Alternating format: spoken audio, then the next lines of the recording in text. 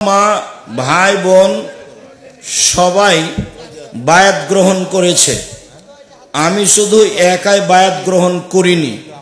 ওরা বলে বায়াত গ্রহণ না করা পর্যন্ত জান্নাতে প্রবেশ করতে পারবে না। যারা বায়াত করেছে তারাই জাহান্নামে যাবে।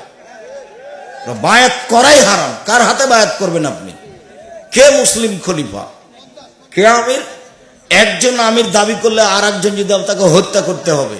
সব বেদাতি। তুমি মহিলা মানুষ, তুমি ঠিক পথে আছো, নিরাশা হয় না, দুঃখ চিন্তা করো না। যারা বায়াত করেছে তারাই ভুল পথে আছে। বেদাতি মানুষের হাতে বায়াত করে পীর মেনে, পীর যদি হয় তাহলে ধর্ম মোহাম্মদ সাল্লাল্লাহু আলাইহি সাল্লাম কেন এসেছিলেন? পীরকে যদি মানতে হয় তো মোহাম্মদ সাল্লাল্লাহু আলাইহি সাল্লামকে ছাই করতে এসেছিলেন? ভুল হিসাব।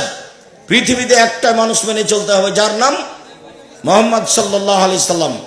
উমারের কোনো কথা মানতে হবে এমন কথা আল্লাহ নবী বলেননি। উমর তো ভিন্ন ধরনের মানুষ। রাস্তায় হাঁটলে শয়তান সে রাস্তা দিয়ে হাঁটতেন না। একটাই লোক অনুসরণের, তিনি হচ্ছেন মোহাম্মদ সাল্লাল্লাহু আলাইহি সাল্লাম।